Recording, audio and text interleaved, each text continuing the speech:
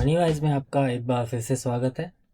तो आज का हमारा टॉपिक रहेगा बजटिंग एंड स्पेंडिंग।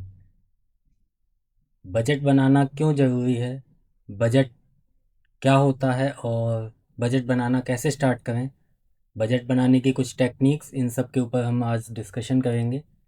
तो अगर आप एक इन्वेस्टर हैं या लोन्स में फंसे हुए हैं, आपको ये समझ में नहीं आता कि आपकी इनकम कहाँ से आ रही है और कब ख़त्म हो जाती है, तो सबसे पहले आपको बजट बनाना पड़ेगा।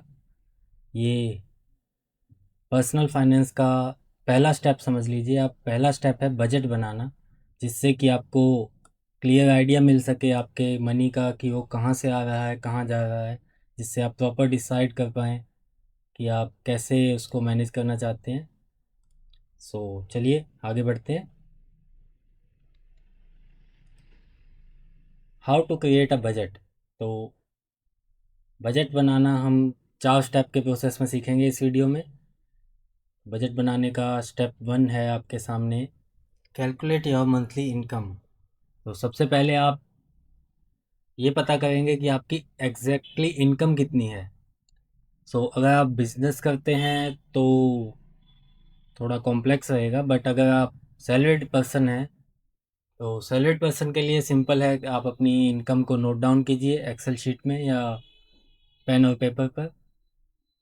और एक बात याद रखिएगा कि सीटीसी ना लिखें उसमें, और नेट इनकम जो आपकी अकाउंट में आता है, इन हैंड सैलरी आती है, उसको लिखें।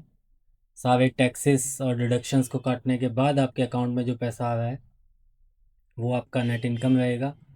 एंड कुछ केसेस में अगर आपकी इनकम वेरिएबल है, यानी कि आप किसी महीने ज़्यादा कमा रहे हैं, किसी महीने कम कमा रहे हैं, जैसे कि फ्रीलांसर्स हो गए या साइड इनकम के लिए आप कुछ करते हैं, तो या तो आप लास्ट ईयर का एवरेज निकाल लीजिए कि आपने जितना भी लास्ट ईयर में कमाया है उसका एक एवरेज मंथली इनकम निकाल सकते हैं, या फिर आपका लोएस्ट मंथ जो होता है उसके अकॉर्डिंग आप बजट डिसाइड कर सकते हैं। Track and categorise your expenses. ये स्टेप रहेगा कि आपको अपने सभी जितने भी स्पेंडिंग हैं, जब आपने एक बार इनकम को नोट कर लिया है उसको साइड पे रखिए। अब आपको अपने स्पेंडिंग्स को, अपने खर्चों को नोट करना है कि आपका पैसा जा कहाँ रहा है। तो एक महीने तक ये एक्सरसाइज करेंगे आप। एक एक रुपया आप नोट करेंगे और स्प्रेडशीट में या किसी बजटिंग ऐप में या पेन और पेपर का भी इस्तेमाल कर सकते हैं, उसमें सब नोट करेंगे। और एक्सपेंसेस आपके दो कैटेगरीज में जाएंगे। फिक्स एक्सपेंस, यानी कि जैसा आपकी मंथली पेमेंट जाती है, कोई रेंट जा रहा है, कोई ईएमआई है, इंश्योरेंस है, बिल्स हैं किसी चीज़ के, तो वो सब फिक्स एक्सपेंस में आएंगे। और वेरिएबल एक्सपेंस, जैसे आप कहीं मूवी देखने चले गए, ग्रोसरीज में कुछ एक्स्ट्रा खर्चा हो गया, बाहर खाना खाने चले गए, तो वो सब वेरिएबल एक्सपेंसेस में आएंगे। तो इन दोनों को आप प्रॉपर एक लिस्ट बनाएंगे। जो भी आप खर्चा कर रहे हैं उसकी आप लिस्ट बनाते जाइए और उसको कैटेगरी वाइज सॉर्ट करते जाइए, कैटेगरी में डालते जाइए कि ये खर्चा इस कैटेगरी पर गया है। आपको एक बार कैटेगरीज दिखा देते हैं। ये मैंने अपना सारा कैटेगरी वाइज खर्चा अपना नोट किया हुआ है, जैसे कि यहाँ आपका डेट है, किस डेट को कितना पेमेंट। आप देखिए 5 रुपये तक, 8 रुपये 10 पैसे की पेमेंट भी है, 5 रुपये की पेमेंट भी नोट की गई, यानी कि एक एक पैसा आपको नोट करना है, इग्नोर नहीं करना है कुछ भी, उसको आप नोट करेंगे। इनकम है, एक्सपेंस है, आपको इतना डिटेल में जाने की ज़रूरत नहीं है, आप बेसिक सिर्फ किस डेट पर कोई पैसा गया है, किस चीज़ पर ये खर्चा हुआ है, उसका अमाउंट कितना है, एंड कैटेगरी क्या है उसकी। कैटेगरी के आइडिया के लिए देखिए, जैसे bills and utilities, EMI, education, food, fuel, groceries, health, ये सब आप नोट कर सकते हैं एक कैटेगरीज के आइडिया के लिए। तो इन कैटेगरीज को आपको नोट करके रखना है और अपने हर खर्चे को एक कैटेगरी में डालना है। ये करने के बाद जब आप इस सब को नोट कर लेंगे, हमारा नेक्स्ट स्टेप आएगा कंपेयर एंड एनालाइज। अपनी टोटल एक्सपेंस और टोटल इनकम अपने इनकम में से एक्सपेंस को जब घटाएंगे तो आपको आपका बजट पता लगेगा कि आपके पास कितना है। अगर आपकी इनकम आपके एक्सपेंस से ज़्यादा है तो आपका बजट सरप्लस है, बधाई हो। और अब आपके पास जो एक्स्ट्रा मनी बचता है, आप उस मनी से क्या करना चाहते हैं, आपको वो डिसीजन लेना है। अपने कुछ गोल प्लान करने हैं, या अगर आपके ऊपर कोई लोन है तो उस लोन की पेमेंट करना है। बट सेकंड केस, अगर आपके एक्सपेंसेस आपकी इनकम से ज़्यादा हैं तो आपका बजट डेफिसिट में है। इसका मतलब है आपको या तो अपनी अर्निंग बढ़ानी है, या फिर आपने जो स्पेंडिंग का लिस्ट बनाई है उसमें से ऐसी चीज़ें ढूंढनी है जिनको आप कट कर सकते हैं। अपनी स्पेंडिंग को एडजस्ट करिए और इनकम को बढ़ाने पे ध्यान दीजिए ताकि आपका बजट सरप्लस की तरफ जाए। तो पहला स्टेप आपका ये रहेगा, अगर आप बजट डेफिसिट में हैं तो आपको अपनी इनकम बढ़ानी है और अपने खर्चों को कट करना है। स्टेप नंबर 4 रहेगा, जब आपके पास आपका पूरा बजट रेडी हो चुका है, सारे एक्सपेंसेस आपने नोट कर लिए हैं और आप सरप्लस में हैं, तो एक्स्ट्रा मनी से आप आगे क्या कर सकते हैं। तो सबसे पहले अपने फाइनेंशियल गोल्स को डिसाइड कीजिए, क्या आप क्या अचीव करना चाहते हैं। एक इमरजेंसी फंड बनाएंगे और अपने सारे लोन्स को क्लियर करने की तरफ उस पेमेंट को डाइवर्ट करेंगे। अपनी स्पेंडिंग हैबिट्स को थोड़ा एडजस्ट करेंगे अपनी गोल्स के साथ मीट करने के लिए। और इस चीज़ में ऐसे कोई गोल्स मत बनाइएगा जो अनरियलिस्टिक हों, थोड़े रियलिस्टिक गोल्स बनाइए। उनको अचीव करने के लिए थोड़ी मेहनत कीजिए और अपनी स्पेंडिंग्स को प्रॉपर एडजस्ट करते रहिए। अब हम बजट बनाने की कुछ पॉपुलर टेक्निक्स के बारे में बात करेंगे कि बजट बनाने के बारे में क्या क्या तरीके हैं बजट बनाने के। सिंपल भाषा में बात करेंगे उनके ऊपर। तो बजट बनाने का सबसे पॉपुलर तरीका, आपने बहुत जगह सुना होगा इसको, 50-30-20 रूल। सिंपल एंड सबसे पॉपुलर मेथड है। अपनी आफ्टर टैक्स इनकम यानी सारे खर्चे निकालने के बाद जो भी आपके इन हैंड इनकम आती है उसको आप 50-30-20 तीन पार्ट में डिवाइड करेंगे। 50% आपका रहेगा आपकी नीड्स की तरफ, जो कि आपके फिक्स खर्चे हैं, जैसे हाउस का खर्चा है आपका, रेंट वगैरह, बिजली का बिल है, ग्रोसरीज का खर्चा है, सब्जी का, फ्रूट्स का, दाल का। तो इन सब खर्चों को आप 50% में से निकालेंगे। सेकंड कैटेगरी आएगी आपकी 30%, जिसमें आपके आएंगे आपकी कुछ हॉबीज़ हैं, आप बाहर खाना खाने जाते हैं वीकेंड पे, मूवी देखने चले गए एंटरटेनमेंट के लिए, या आपने सब्सक्रिप्शंस ले रखे हैं तो वो आप 30% में से निकालेंगे। एंड लास्ट 20% आपका सेविंग्स रहेगा, या फिर आप अपने लोन अगर हैं आपके पास तो लोन की पेमेंट की तरफ जाएगा।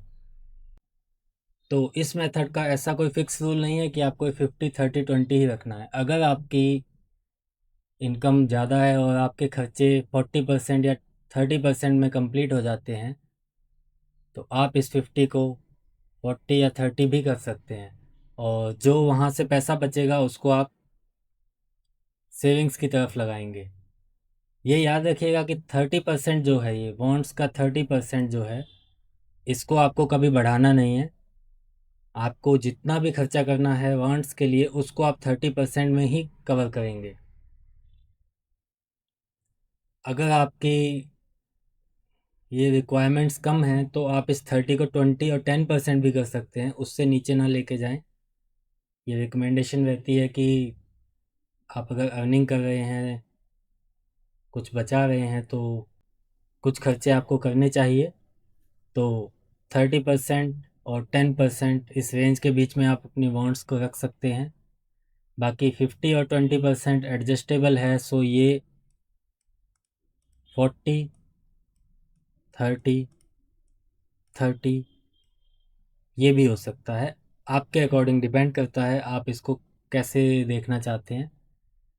तो अपने अकॉर्डिंग अपना रूल बनाइए और सेकंड टेक्निक पर आगे बढ़ते हैं।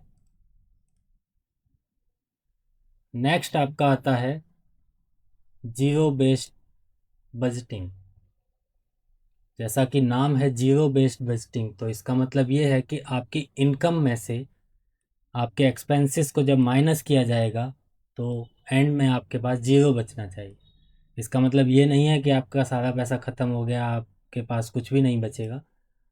ज़ीरो बेस्ड बजटिंग का मतलब है कि आपको एक एक रुपए को काम पर लगाना है। सो आपने अपने सारे खर्चे करने के बाद अगर आपके पास कुछ पैसा बचता है तो एक्स्ट्रा पैसे को सेविंग्स में डाल देंगे और अपनी इनकम को ज़ीरो दिखाएंगे। सो आपका पूरा पैसा काम पर लग जाएगा। यही है जीरो बेस्ड बजटिंग। काफ़ी सिंपल टेक्निक है, बट आप बजट में एक रुपया भी एक्स्ट्रा छोड़ेंगे नहीं। कंप्लीट आपने 100 रुपये कमाए तो 100 रुपये को आपको पहले से डिसाइड करना है कि कितना रुपया कहाँ जाएगा। नेक्स्ट हमारा आता है एनवलप सिस्टम। बहुत इम्पोर्टेंट और बहुत ही इफ़ेक्टिव तरीका है अपने खर्चों को मैनेज करने के लिए। तो वैसे तो ये बेसिकली कैश बेस्ड सिस्टम था, जैसा कि आप देख सकते हैं कि एनवलप सिस्टम में आप करते क्या हैं कि आपके जितने भी खर्चे हैं उनके लिए आप अलग से पैसा निकालते हैं और अलग अलग एनवलप के अंदर उसको रख देते हैं। जब वो एनवलप खाली हो जाता है तो आप उस कैटेगरी में एक रुपया भी एक्स्ट्रा नहीं डालते। आपका उस कैटेगरी का उस मंथ का खर्चा पूरा हो जाता है। सो फॉर एग्ज़ाम्पल आपने डिसाइड किया कि 1000 रुपीज़ आपको मूवी के लिए चाहिए, तो आपने उस 1000 रुपये से इस महीने मान लीजिए आपने 3 मूवीज़ देख ली और अभी एक वीक बाकी है, तो आप अब मूवी देखने नहीं जाएंगे क्योंकि आपका जो बजट है वो ख़त्म हो चुका है। सो ऐसे ही आप अलग अलग कैटेगरीज़ के लिए अलग अलग एनवलप में पैसा निकाल कर रखेंगे। ये पैसा आप अपनी वाइफ को दे सकते हैं, अपने घर में कहीं अलग से रख सकते हैं। बट अगर आपको कैश पे नहीं जाना है, कैश में आप नहीं जाना चाहते, तो यूपीआई के अंदर भी एक सिस्टम आता है। आप यूपीआई वॉलेट्स का यूज़ कर सकते हैं और यूपीआई लाइट का यूज़ कर सकते हैं। यूपीआई लाइट में आप पहले से कुछ पैसा डाल के रख सकते हैं और डिसाइड कर सकते हैं कि इससे ज़्यादा पैसा पर्टिकुलर इस कैटेगरी पर नहीं जाएगा। एग्जाम्पल के लिए जैसे इस वीक का ग्रोसरीज़ का खर्चा आपने डिसाइड किया कि 1000 रुपीज़ ग्रोसरीज़ का खर्चा रहेगा और आप ग्रोसरी लेने जाते हैं और आपका 1000 रुपीज़ स्पेंड हो जाता है किसी भी रीज़न से, जैसे सब्जियां महंगी हैं या फिर आप कुछ ऐसी चीज़ ले आए जो कि कॉस्टली थी, तो आप अब सब्जी पर एक रुपया भी खर्च नहीं करेंगे। आप दाल बनाएंगे या कुछ और अल्टरनेट ढूंढेंगे। तो आपका बजट अब ओवर हो चुका है तो आप उस पर और खर्चा नहीं कर सकते। सो ऐसे ही आपको हर कैटेगरी के लिए अपना खर्चा डिसाइड करना है और वो बजट पूरा होने के बाद आपको अपनी स्पेंडिंग को रोक देना है। इसके बारे में डिटेल में हम फिर किसी और वीडियो में बात करेंगे। सो इस मेथड को अपनाइएगा, काफ़ी इफ़ेक्टिव मेथड है कैटेगरी वाइज बजट को कंट्रोल करने के लिए। नेक्स्ट टेक्निक पर चलते हैं, पे योरसेल्फ फर्स्ट। जैसा कि नाम से ही पता लगता है कि पहले खुद को पेमेंट करें। सो बजट करने का ये तरीका भी काफ़ी अच्छा रहता है कि जैसे ही आपकी इनकम आती है तो उस इनकम में से एक हिस्सा जो आपका जैसे 20% सेविंग है उसको किसी दूसरे अकाउंट में ट्रांसफ़र कर दें या इन्वेस्ट कर दें। अगर आपकी कोई एसआईपी चल रही है तो उसकी तरफ जाने दें। तो पहले ही 20% को अपनी इनकम से अलग कर दीजिए। बाकी 80% जो आपका बचा है उसमें से फिर आपको आगे बजट बनाना है अपना।